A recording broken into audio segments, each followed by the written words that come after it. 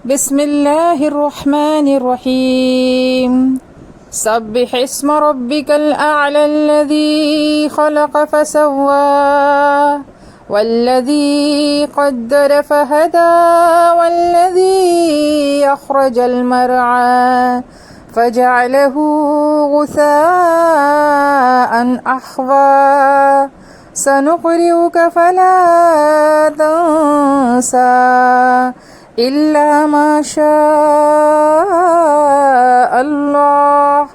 إنه يعلم الجهر وما يخفى ونيسرك لليسرى فذكر إن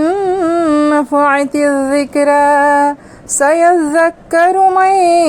يخشى ويتجنبها الأشقى الذي يصلى النار الكبرى ثم لا يموت فيها ولا يحيا قد أفلح من تزكى وذكر اسم ربه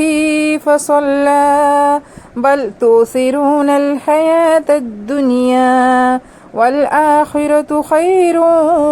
وأبقى